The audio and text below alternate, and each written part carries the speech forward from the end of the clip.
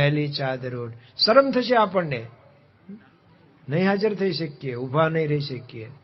સારું છે મનુષ્ય જેવા બન્યા હશે. તો ભગવાનને કહે છે કે અમારે જેવા તમે બનીને અમને દર્શન દો. ભગવાને દર્શન દીધા અને કીધું માગો, તમે તપ કર્યું છે એટલે હું પ્રસન્ન છું. અને મનુ અને શત્રુપાએ કીધું અમારે બીજું કાંઈ જોઈતું નથી, તમારા અખંડ દર્શન થાય અને આ જ માગવાનું હોય. ભગતજી મહારાજે આવું જ માગ્યું ને, માગો માગો ભગતજી આજ માગો, માગો ભગતજી આજ, જે જે માગો તે દઈએ. તમે બહુ સેવાના કરનાર, તમે બહુ સેવાના કરનાર, તમ પર રાજી અમે સહીએ. પણ ભગતજીએ માગ્યું, એમણે શું કીધું? સંસારનું જે ક્ષણિક સુખ, તે સુખ છે શા કામનું. રાજી થયા હો તો ગુરુજી, જ્ઞાન દ્યો પ્રભુ આપનું. તમે ગુરુ ક્યાંના છો વસનાર, તમે ગુરુ ક્યાંના છો વસનાર, તમારું ઘર ક્યાં ત્યાં જઈએ. માગો માગો ભગતજી આજ, માગો માગો ભગતજી આજ, જે જે માગો તે દઈએ. કે જે જે માગો તે દઈએ, કે જે જે માગો તે દઈએ. આપણને તો આવું ભગવાન કહે જ નહીં, ગુરુ કહે જ નહીં, નહીં તો મોટું લિસ્ટ આપી દઈએ, પકડાવી દઈએ. એટલે આપણને કહે જ નહીં, કારણ કે આપણે કઈ સાધન નથી કર્યા. શેના કહેતા હતા? પણ મનુ ને શત્રુપાએ માગ્યું, તમે મારે ત્યાં અમારે ત્યાં પુત્ર રૂપે પધારો, અમારા પુત્ર બનો. ભગવાને કીધું તથાસ્તુ. ભગવાનની જ ઈચ્છાથી આ બધું ઊભું થયું છે. પછી કીધું માતાજી તમારે કઈ માગવું?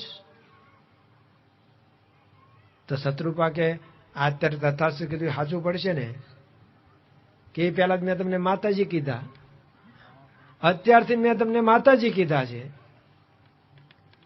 ભગવાન તો પરીક્ષા કરતા હતા કે પતિ પત્નીનો એક જ મત છે, ને તો પેલા કે આ કંપનીના બિસ્કિટ લેવા છે, ને પેલા કે આ કંપનીના, એમાં છૂટાછેડા થયા. એમાંથી નહીં ઝઘડો થાય છે. મને એક સંતે વાત કરી હતી, ત્યાં એક આપણા મંદિરમાં આમ નવા નવા પતિ પત્ની આવ્યા હશે દર્શને. પછી આમ નાનું આપણું ગામ છે, ત્યાંનું મંદિર છે, પણ છે શિખરવત મંદિર. બીજું બધું બહુ મળતું ન હોય. કેળા લીધા બિચારાએ, અને આમ એક બાજુ બેસીને ખાતા હશે.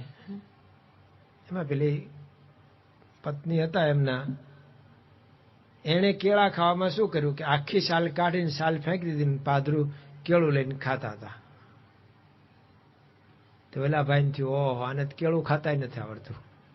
કેળું તો આમ થોડુંક ફોલવાનું હોય, જેથી કરીને હાથ ન બગડે, ઉપરનું કવર રાખવાનું હોય, અને શેક સુધી ખાઈને પછી છેલ્લે આપણે આમ કરીને ફેંકીએ છીએ એટલે હાથ બગડે જ નહીં. આને કેળું ખાતા આવડતું નથી. એમાંથી ને છૂટાછેડા થયા. બાદનું હોય છે.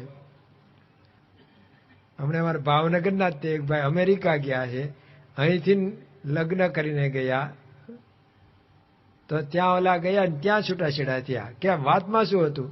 ગાડી બહુ ધીમી હલાવે છે, કે એની બધી વાતમાં બધું ધીમું ધીમું છે, સ્પીડ નથી. તો ઓલા પાર્સલ પાછું મોકલું, કરો અહીંયા જે સ્પીડે કરવું હોય. એક ભાઈના છૂટાછેડા એટલામાં થયા, બ્રશ કરવામાં. જે કન્યા હતી એને કીધું બ્રશ કરે છે તો આ મોઢે ભેંસ જેવા ફીણ જામે છે, એવી રીતે બ્રશ કરાતું છે કે ભેંસના મોઢે ફીણ જામે એવા તો ફીણ જામે છે, ક્યારે ગમતું જ નથી કે મને. એમાંથી છૂટાછેડા.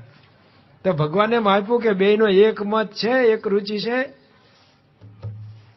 તો શત્રુપાએ બીજું કઈ માંગ્યું નહીં. પણ એટલું માંગ્યું કે બીજે જન્મે અમે બંને પતિ પત્ની હોઈએ અને આપ અમારા પુત્ર થાવ, એટલું જ અમને. અને ત્યારે ત્યારે પાછું અમને આ યાદ ન રહે. અમે ભક્ત બનીને, માતા પિતા બનીને રહીએ, લાડ લડાવી શકીએ તમને, અમે અમારા કોડ પૂરા કરી શકીએ. નહીતર દિવ્ય ભાવ આવી જાય તો પાછા રમાડી ન શકીએ. એ બધું ભગવાને તથાસ્તુ કહ્યું. અને એ જ મનુ અને શત્રુપા, એ જ અયોધ્યામાં દશરથ અને કૌશલ્યા બન્યા, એવું અહીંયા રામાયણમાં લખે છે. કવિ કાગે લખ્યું છે, રામને જન્મ દેવાને બને કો એક કૌશલ્યા, રામને જન્મ દેવાને બને કો એક કૌશલ્યા, સીતાને સાધના કરશો, જાનકી તો રામની છાયા. જાનકી તો આવશે જ, પણ પેલા કૌશલ્યા કોઈ કે બનવું જોઈએ. આદર્શ માતા પિતા બનશે ને તો સંતાનો આદર્શ બનશે. પણ માતા પિતા એવા હશે તો, એક બાળકના જન્મ વખતે નર્સની વીંટી ખોવાણી, ગોતાગોત કરે. પેલા બાળકને નવરાવા લીધું ને તો એની મુઠ્ઠીમાંથી નીકળી. એટલે જન્મતા બાળકના મુઠ્ઠીમાં વીંટી ક્યાંથી? પછી પેલી નર્સને થયું કે હા મારી જ વીંટી છે આ તો, ક્યારે એને કાઢી લીધી? અને આ જન્મેલું બાળક? તપાસ કરતા ખબર પડી કે એના માતા પિતા બે ખીચા કાતરું. એ તો પેલી સ્ત્રી હતી ને, ખીચું કાપવા માટે, ભાઈનું ખીચું કાપવા માટે આમ કર્યું ને, ઓલો ભાઈએ ખીચા કાતરું હતો ને એને તરત ખબર પડી ગઈ, હાથ પકડી લીધો. એ કે હે ભાઈ, હું તારા જેવો ધંધો કરું છું. તો ઓલી બાઈ કે હાથ પકડ્યો તો કાયમ પકડી રાખજો. તે બે લગ્ન કર્યા. હવે ખીચા કાતરું બે હતા, એનો બાળક થાય પછી વીંટી કોકની લઈ લે ને ઉપાડે નહીં. આદર્શ માતા પિતા મળે ને તો આદર્શ બાળક થાય. જ્યાં જ્યાં જુઓ માતાજીનું કેવું, દરેક મહાન પુરુષોમાં એના માતાનું મોટું યોગદાન હોય છે. ગાંધીજી કે હું અત્યારે જે છું એ મારી માતાનો આભાર. જો મારી માતાએ મને આવા શપથ ઇંગ્લેન્ડ જતા પહેલા ન લેવરાવ્યા હોત તો હું ક્યાંક બીજે જ રવાડે ચડી ગયો હોત. જો માતા પિતાના સંસ્કાર, કે પેટમાં પોઢીને સાંભળેલી શિવે રામ લક્ષ્મણની વાત રે, શિવે રામ લક્ષ્મણની વાત, માતાજીને મુખ જે દીધી ઉડી એની નિંદ્રા દીધી, માતાજીને મુખ જે દીધી ઉડી એની નિંદ્રા દીધી.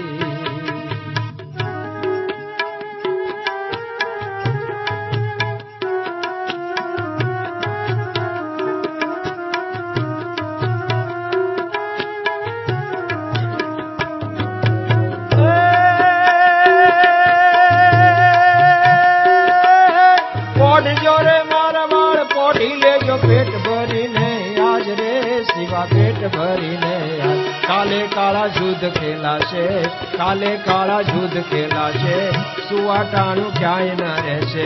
એ જી કાલે કાળા જુદ ખેલાશે, સુવાટાણું ક્યાંય ના રહેશે.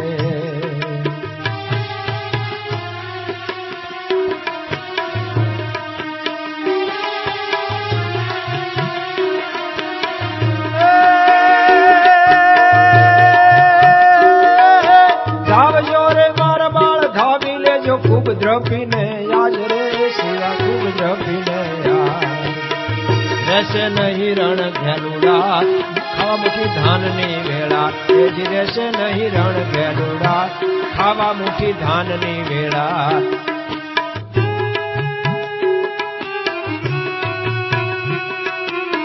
એક એક માતાને યાદ કરો. બધાએ સંસ્કાર આપ્યા છે. સતી મદાલસા બાળકને હાલરડામાં આત્મજ્ઞાન આપ્યું છે. આમ નાનપણથી સંસ્કાર તો આદર્શ માતા પિતા દશરથ અને કૌશલ્યા બન્યા છે, પણ હજી માતા પિતા નથી બન્યા. માતા પિતા નથી બન્યા. દશરથ રાજાએ બીજા લગ્ન કર્યા, ત્રીજા લગ્ન કર્યા, તોય પણ સંતાન નથી. એ પહેલા દશરથ રાજાની અહીંયા વાત લખે છે કે અવધના રાજકુમારને નાનપણથી શિકાર કરવાની ટેવ પડી. શિકાર એટલા માટે કરતા હશે કે પછી યુદ્ધમાં વાંધો ન આવે. અત્યારથી જો જનુની વૃત્તિ થઈ હોય તો યુદ્ધ વખતે પાછા ન પડે. 1981 સમયમાં 85 સમયમાં અમારે ભાવનગર જિલ્લાને કાયમ સલામતીમાં હોઈએ અને ચોર બોર પકડાય અને અમારે કિરીટસિંહ બાપુ ત્રિભુવનભાઈ ની બધા ઠપકારે હમો તે ઓલો પછી બધું માની જાય. અમારે એક બે હરિભક્તો હતા યુવકો, એ કે અમે કોઈ દિવસ આવો લાભ લીધો નથી, ક્યારેક કોક પકડાય ને તો અમને બોલાવજો ને, મારવા છે અમારે. કોઈને માર્યા જ નથી હજી સુધી. એમાં એક એવો ડઠ્ઠર ચોર પકડાણો, ત્યાં બેન બોલાવ્યા કે હાલો એક પકડાણો છે. આપણે કેમ કે સિંહ ક્યાંય દેખાય તો કહેજો ને જોવા આવું છે. ત્યાં બેને બોલાવ્યા, તે બે પડકે બેસીને કે જો ભાઈ આ તો ભગવાનનું ધામ કહેવાય, હોય તો કે લીધું હોય તો માની જજો, સાચું બોલજો, ભગવાન માફ કરશે ને આમ ને તેમ. એટલે કે સાહેબ મેં કાંઈ, હું તો ખોટો પકડ્યા, મને મેં કાંઈ કર્યું નથી, મેં કાંઈ કર્યું નથી. અને ઓલા આમ પંપાળતા જાય ને મનાવતા જાય. ત્યાં અમારે ત્રિભુવનદાસ આવ્યા, એને ખબર છે કોક પકડાણો છે, એટલે એને તો કશું પૂછ્યું જ નહીં, આવીને 2-4 ચડાવી દીધી. ત્યાં ઓલા તરત જ કાઢી આપ્યું જે ચોર્યું હતું એ. કે તમે બે શું કરતા હતા? કે અમે તેને ફોલાવતા હતા. કોઈ દી કર્યું ન હોય એ ન કરી શકે, મારી શકે? જો ભાઈ કરે. તો મને એવું લાગે છે કે રાજાઓ શિકાર કરવા જતા હતા, આવી કદાચ વૃત્તિને પોષવા માટે જતા હોય, પણ સારું નથી શિકારે. રોજ શિકાર કરવા જાય અને પોતે શબ્દવેધી બાણ મારી શકતા હતા. સામે કશું દેખાતું ન હોય પણ શબ્દ ક્યાંથી આવ્યો ને એના આધારે એને વિંધી શકે. પ્રેક્ટિસથી થઈ શકે બધું જ. જો પેલા સર્કસમાં મોતના ગોળામાં મોટરસાયકલ ફેરવે છે કે નહીં, પછી પાછા 2 જણા હામાં ફેરવે તો અથડાય. આપણે એમણી રોડ આરે ભટકાય છે. આમ બધી એક ભાઈ તમારે ત્યાં આપણા મંદિરની સામે થાંભલા અરે ભટકાણા લ્યો સ્કૂટર, પાછા કે સોરી એટલે પણ આ થાંભલો છે, આ કોને સોરી તું કહે છે? પ્રેક્ટિસથી થઈ શકે. શબ્દવેધી બાણ મારી શકતા હતા. એક રાત્રે ચંદ્રમાનું અજવાળિયું હોય છે, કુમાર દશરથ ધનુષ બાણ લઈને રોજના ટેવ મુજબ જાય છે. અને એ વખતે જેવા જંગલમાં પ્રવેશે છે, એક ઘુવડ એક ઝાડ ઉપરથી ઉડીને જાય છે. એટલે એનો અવાજ આવ્યો ને તો બીજા પંખી જાગી ગયા. પણ આને તો હવે એમ કોઈકને શબ્દ ક્યાંક સંભળાય એને મારવું હતું. પેલા તો પાછા ઠરીઠામ થઈ ગયા પંખી. એને એમ કાન માંડ્યો તો આમ હાથી પાણી પીવા આવ્યો હોય એવું લાગે છે. હાથી કંઈક જળ ક્રીડા કરતો હોય છે એનો અવાજ આવતો લાગે છે, બડબડ એવો અવાજ આવતો હતો. એના પરથી તરત જ આમ તીર ખેંચી ધનુષ ઉપર ચડાવી સણસણાટ કરતું એને છોડ્યું. અને હવે સાંભળતા હતા કે હમણાં એની ચીસ સંભળાશે, ચીસ. પણ ચીસ સંભળાય એમાં એવી સંભળાણી, હે નાથ, હે માડી. અને દશરથને થઈ ગયું આ તો કોઈ પશુ નથી, કોઈક મનુષ્ય વિંધાઈ ગયું. એટલે દોડીને ત્યાં જાય છે જલાશય પાસે. અને ત્યાં જોયું કોઈક ઋષિકુમાર હોય એવો લાગતો એક યુવાન તરફડિયા મારતો હતો. મર્મ સ્થાનમાં એને બાણ વાગી ગયેલું. દશરથ તો પગમાં પડી ગયા કે મહારાજ મને માફ કરજો, મારાથી ભૂલ થઈ ગઈ છે, માફ કરજો. હું અયોધ્યાનો રાજકુમાર છું, મેં તો પશુ જાણીને બાણ માર્યું હતું. અને પેલો તરફડતો યુવાન કે હું મહારાજ નથી, બ્રાહ્મણ નથી, ઋષિ નથી, વૈશ્ય છું.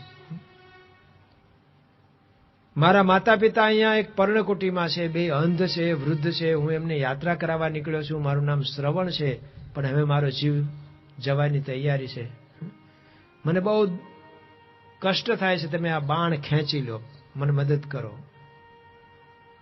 રાજા કે હું બાણ ખેંચીશ કુમાર કે એટલે તમારો છેલ્લો શ્વાસ બની જશે.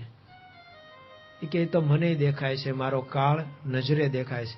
હવે અયોધ્યાનો રાજકુમાર પણ મને બચાવી શકશે નહીં, મારી સામે મારો કાળ દેખાય છે. પણ એક કામ કરશો રાજકુમાર, મારા માતા પિતા તરસ્યા છે, એના માટે પાણી લેવા આવ્યો હતો, તો મારા વચ્ચે એક પાણી પાઈ આવજો ને. એમ કહીને છેલ્લો શ્વાસ લીધો શ્રવણે અને એને દેહ છોડી દીધો. શ્રી રામ જય રામ, જય જય રામ, શ્રી રામ જય રામ, જય જય રામ, શ્રી રામ જય રામ, જય જય રામ, શ્રી રામ જય રામ, જય જય રામ, શ્રી રામ જય રામ, જય જય રામ, શ્રી રામ જય રામ, જય જય રામ, શ્રી રામ જય રામ, જય જય રામ, શ્રી રામ જય રામ, જય જય રામ, શ્રી રામ જય રામ, જય જય રામ, શ્રી રામ જય રામ, જય જય રામ, શ્રી રામ જય રામ, જય જય રામ, શ્રી રામ જય રામ, જય જય રામ, સ્વામિનારાયણ સમર્થ નામ, મુખથી બોલો શ્રી ઘનશ્યામ. સ્વામિનારાયણ સમર્થ નામ, મુખથી બોલો શ્રી ઘનશ્યામ. શ્રી ઘનશ્યામ જય જય ઘનશ્યામ, શ્રી ઘનશ્યામ જય જય ઘનશ્યામ, મુખથી બોલો શ્રી ઘનશ્યામ, મુખથી બોલો શ્રી ઘનશ્યામ, મુખથી બોલો શ્રી ઘનશ્યામ, મુખથી બોલો શ્રી ઘનશ્યામ. રાજા દશરથને ધરતી ભારે પડી ગઈ, અંગે પરસેવો વળી ગયો. હવે કયો મુખ લઈ અને હું એના માતા પિતા પાસે જઈશ? છતાંય વચન આપ્યું હતું એટલે પાણી તુંબડી ભરી જાય છે, પણ બહુ ધીમા પગલે, કઈ અવાજ ના આવે એવી રીતે જાય છે. પેલા અંધા અંધી તો રાહ જોઈને બેઠા હતા, જાળવીને ચાલતા હતા, છતાંય સૂકા પાંદડા પર પગ પડી ગયો એટલે અવાજ આવી ગયો. અને તરત જ પેલી માતાએ, ડોસીમાએ કીધું, કેમ બેટા આજ બહુ વાર લાગી? અને ત્યારે દશરથ કહે છે, માતાજી પાણી હું લાવ્યો છું, પીવો. કેમ બેટા આજ માતાજી બોલો માળીમાંથી? મારે તારા સન્માનની જરૂર નથી, મારે તારા સ્નેહની જરૂર છે, બેટા નજીક આવો. અને ત્યારે દશરથ કહે છે, માં હું શ્રવણ નથી. તો શ્રવણ ક્યાં? તું કોણ? માં હું કૌશલનો રાજકુમાર દશરથ છું, પણ શ્રવણ ક્યાં? માં શ્રવણ તો સ્વર્ગે સીધાયો અને મારી ભૂલ થઈ છે. અરે ભલા માણસ, અમે તારું શું બગાડ્યું તું? તને કાંઈ ના સૂઝ્યું? અમે બંને વૃદ્ધ છીએ, અંધ છીએ.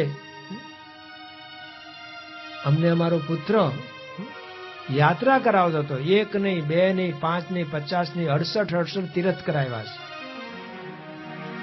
દરેક જગ્યાએ અમને સંતનો સમાગમ, સંતના ચરણ સ્પર્શ કરાવ્યા છે, પ્રસાદ જમાડ્યો છે. એને દીકરા તો ઘણાએ છે, ઘણાએ માતા પિતાની સેવા કરીએ છે, પણ શ્રવણ જેવો દીકરો હજી થયો નથી. અને આજે અમારો આધાર હતો, કોક અંધની લાકડી બનવાને બદલે તે તો લાકડી ખૂંચવી લીધી, ઝૂંટવી લીધી. ડોશી ડોસાને કહે છે, તમે કેમ કાંઈ બોલતા નથી? દશરથ આવું કહે છે તોય તમે સાંભળીને કેમ નથી બોલતા? તો હું તો કઈ બોલી જ નથી શકતો, હું તો જડ જેવો થઈ ગયો છું. અને પછી દશરથને કહે છે, દશરથ આ પહેલા તે ઘણા બધાને ઘાયલ કર્યા હશે, એના ફળરૂપે આજે તારે અહીંયા આવવાનું થયું છે. પણ યાદ રાખજે દશરથ, મને તો દેખાય છે હવે તો અમે તારા હાથનું પાણી નહીં પીએ, હવે તો અમારા ઉપર અમારા દીકરાના હાથનું જ પાણી પીશું. પણ યાદ રાખજે, જેમ અમે અમારા પુત્ર વિયોગે ટળવળીને મરીશું, એમ તારે પણ 4 દીકરા હશે, પણ તારા અંત વેળાએ એકેય દીકરો હાજર હશે નહીં. અને એ વખતે ડોસો ના પાડે છે કે આવું આપણે ન કહેવાય, રાજકુમાર છે. એમાં બિચારો દશરથ શું કરે? આપણા ભાગ્ય. અરે દશરથ બિચારો કેમનો? અત્યાર સુધીમાં એના શોખને લીધે એને કેટલાય પશુ પક્ષીને વીંધી નાખ્યા હશે. આ હું નથી બોલતી, આખા જંગલની માતાઓ બોલે છે મારામાં રહીને. દશરથ, તે શિકાર કરવાનો શોખ તને જાગ્યો, મારે નથી કહેવું તોય મારાથી કહેવાય ગયું છે. અને ખરેખર કવિ કાગ લખે છે કે રાજા દશરથને અંત વખતે દેખાણા. દશરથને સામે દેખાણા રે ત્યારે અંધો અંધી બે તપસી. દશરથને સામે દેખાણા રે ત્યારે અંધો અંધી બે તપસી. અંધો અંધી બે તપસી રે એની મૂર્તિ ખડ ખડ હસતી. દશરથને સામે દેખાણા રે ત્યારે અંધો અંધી બે તપસી.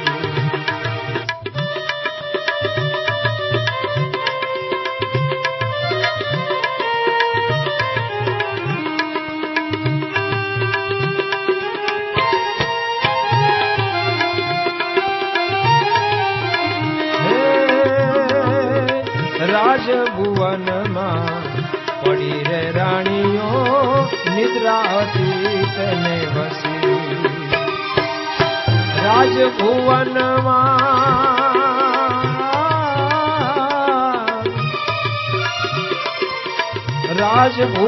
રાજભુવનમાં પડી રે રાણીઓ નિદ્રાથી રે તેને વસી. અંતકાળની જ્યારે વેદના ઉપડી, અંતકાળની એને વેદના રે ઉપડી, મૃત્યુ આવતું રે ધસી. આ દશરથને સામે દેખાણા રે ત્યારે અંધો અંધી બે તપસી.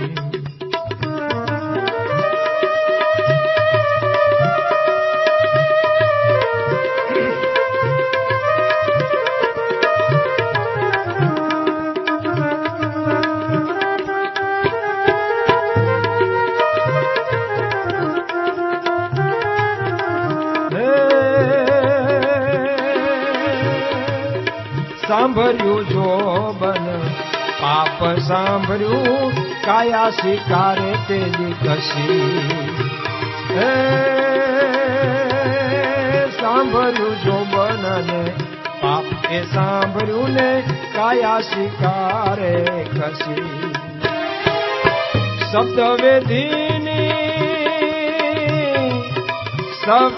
વેદની ચીસો સંભળાણી, જીવન આશાયની ખસી. દશરથને સામે દેખાણા રે ત્યારે અંધો અંધી બે તપસી.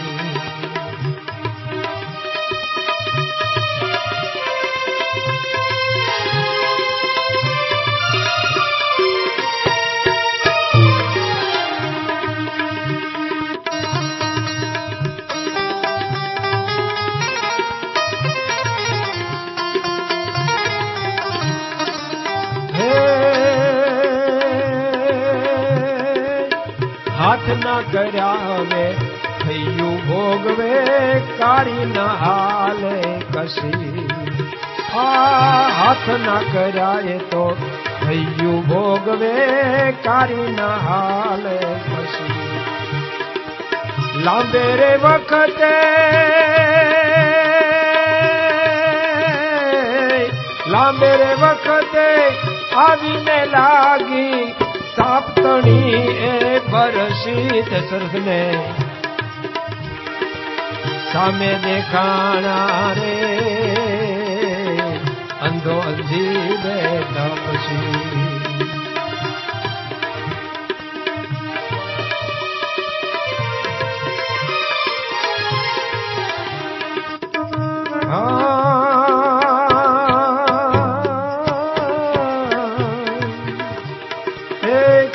દીકરા તે પાસે નદી વિઠાને વિપત્તિ પાસે વસી. કાગ દીકરા પાસે નદી વિપત્તિ પાસે વસી. રામ રામ રટીને પ્રાણ ગયો છે. રામ રામ રટીને પ્રાણ ગયો છે. ખોળિયામાંથી ખસી દશરથને સામે દેખાણા રે ત્યારે અંધો અંધી બે તપસી. દશરથને સામે દેખાણા રે ત્યારે અંધો અંધી બે તપસી. એટલે કહે છે કે કાંઈ પણ કર્મ કરીએ ને એ પહેલા વિચાર કરવો, કારણ કે આડું આવે આવે ને આવે. ડાપણ કોઈનું કામ ન આવે. તમે કોટી કરો ને ઉપાય, પછી ભવિષ્યમાં ભવિષ્યનું બને છે.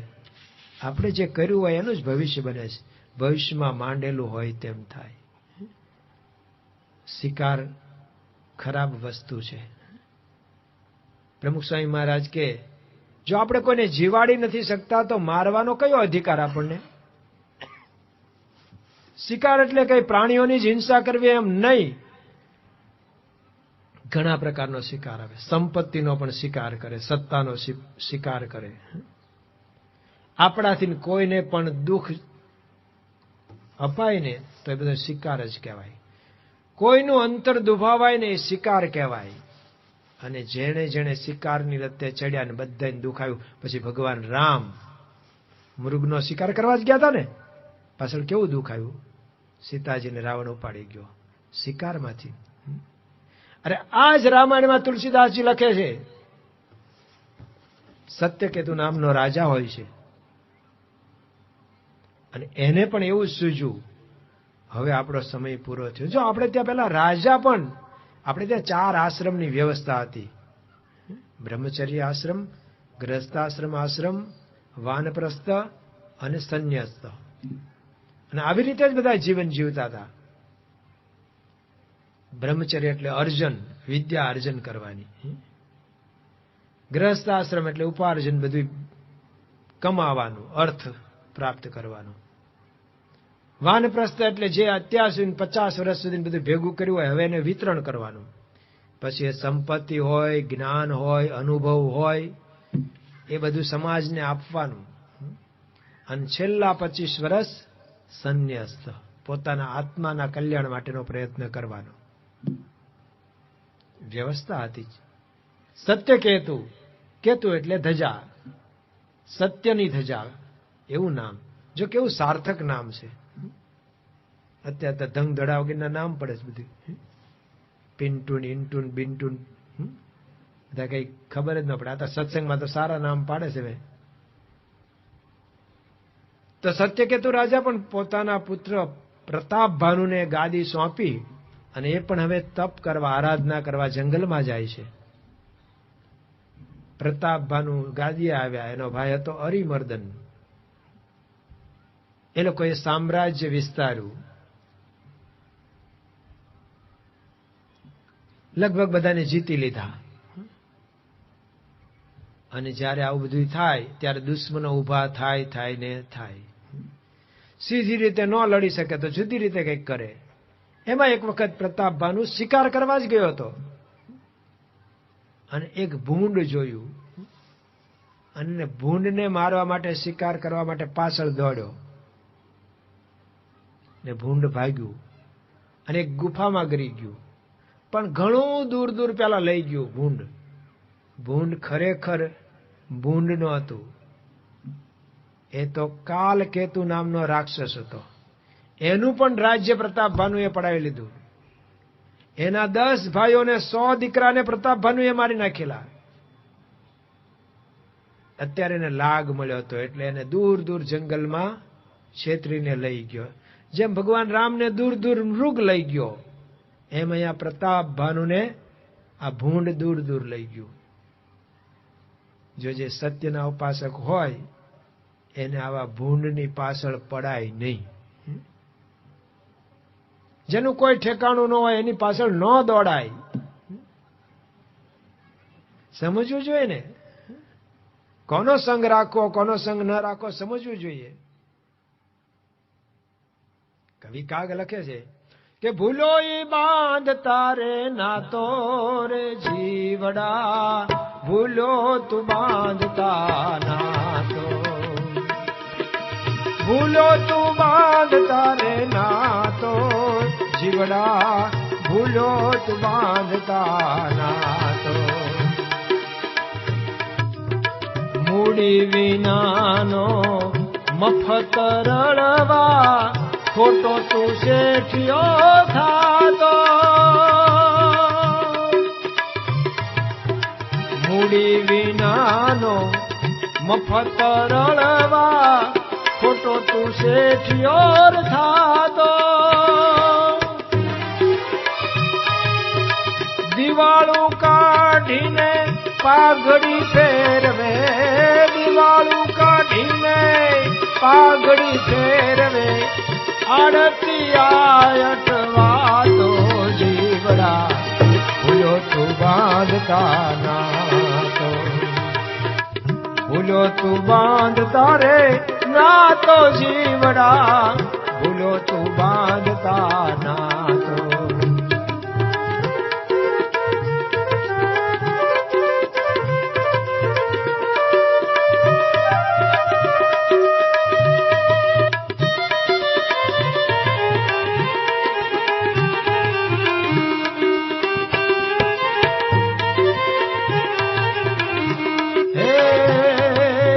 તરતા ન આવડે ને બને તરવૈયો, પુરવટાવાન જાતો. તરતા ન આવડે ને બને તરવૈયો, પુરવટાવાન જાતો.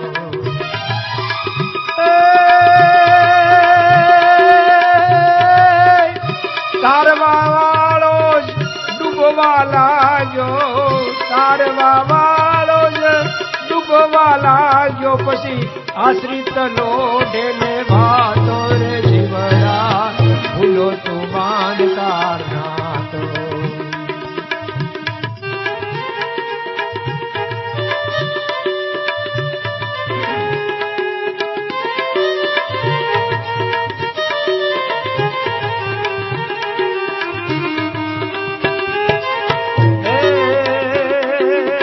હરતો રે ફરતો માનવી જેવો સંત એક જણાતો. હરતો રે ફરતો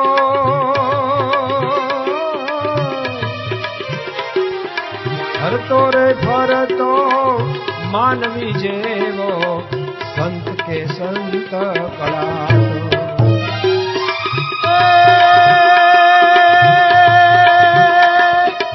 કાગ કે ભવસાગર તારવા વાળો જોગી એક જણાતો જીવડા, ભૂલો તું બાંધતા નાતો જીવડા, ભૂલો તું બાંધતા નાતો રે જીવડા, ભૂલો તું બાંધતા નાતો. નો ગમે તેની પાછળ દોડાય. યોગીજી મહારાજ કે ગુરુ કરવા તે 3 પ્રકાર જોવા. ગુરુના ગુરુ કેવા સમર્થ હતા, સિદ્ધ હતા, કેવી એમની સ્થિતિ હતી. ગુરુનું પોતાનું વર્તન જોવું અને ગુરુ થકી જે એમના શિષ્યો છે એ કેવા છે. આપણે તો એ ત્રણેય જોયું. આપણે યોગીજી મહારાજના દર્શન કર્યા, પ્રમુખ સ્વામી મહારાજના દર્શન કર્યા, વર્તમાન કાળે મહંત સ્વામી મહારાજનું પવિત્ર જીવન જોઈએ છીએ, સામર્થ્ય જોઈએ છીએ. અને એમના થકી નાના નાના બાળકો કેવા તૈયાર થયા. આપણને આમ તેડી લેવાનું મન થાય ને, તિલક ચાંદલો સરસ કર્યો હોય, નિર્દોષ હોય, એમ પૂજા કરતા હોય, પૂજા પાઠ કરે, અરે બીજાને સત્સંગ કરાવે નાના બાળકો. તો ગુરુ થકી કેવા શિષ્યો તૈયાર થયા છે. એ ગુરુનો મહિમા છે. જેવું અવાડામાં હોય એવું, એટલે જેવું કુવામાં હોય એવું અવાડામાં આવે. પણ કુવામાં કાંઈ ન હોય તો અવાડામાં કાંઈ ન આવે પાછું. હા, ખારું ન આવે, કારણ કે કૂવો ખાલી પડ્યો હોય. કહેવાય કૂવો, આકાર કૂવાનો, એમાં કોઈ નો ના પડી શકે. પણ અંદર કબૂતરે માળા નાખ્યા હોય ને ઈંડાઈ મૂક્યા હોય. ગુરુ તો સમર્થ,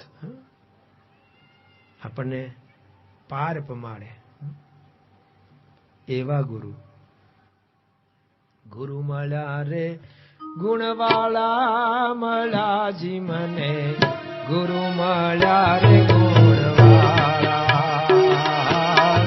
ગુરુ મળ્યા રે ગુણવાળા, મળ્યા જી મને ગુરુ મળ્યા ગુણવાળા. આ હૈયાની હાટડીમાં કળશી કચરો ને વળી ઉપર જામ્યા તારે જાળા. હૈયાની હાટડીમાં કળશી કચરો ને ઉપર જામ્યા તારે જાળા. સંત સહાયથી બધુંએ સુધર્યું, સંત સહાયથી બધુંએ સુધર્યું ને ખુલ્લા કટાયેલ તાળા. મળ્યા જી મને ગુરુ મળ્યા ગુણવાળા. ગુરુ મળ્યા રે ગુણવાળા, મળ્યા જી મને ગુરુ મળ્યા ગુણવાળા. ગુરુ મળ્યા ગુણવાળા. સાચા ગુરુ, ગુણાતીત ગુરુ, એમના શરણે આવી ગયા છીએ. આપણે ભૂંડની પાછળ નથી દોડ્યા, ભૂલા નથી પડ્યા. પ્રતાપભાનું તો ભૂંડની પાછળ દોડ્યો, ભૂંડે એને ભૂલ્યો, ગુફામાં ગરી ગયું ભૂંડ. અને આને તરસ લાગી હતી. અને તો લાગે, એ તો દેહની પ્રકૃતિ છે. અને ત્યાં એને એક સાધુ જોયા અને ત્યાં ગયો.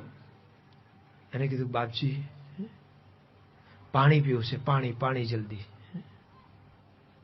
અને તરસ તો એવી જ વસ્તુ છે, જેમ ઉપવાસી જનને આવે અમૃતનું નોતરું, પછી પીવા પળ ખમે નહીં, જાણે કઈ વારે હવે પાન કરું. એ તો જે નિર્જળા ઉપવાસ ઉનાળાનો કર્યો હોય, બરોબરનો આ વૈશાખ જેઠનો તાપ હોય, પછી કેવી આમ તલપ લાગી હોય. ક્યારે 12 વાગે ને પૂજા કરી લઈએ, 12 વાગે પૂજા થઈ જાય. અને પૂજા પછી એક પળે ખમાય.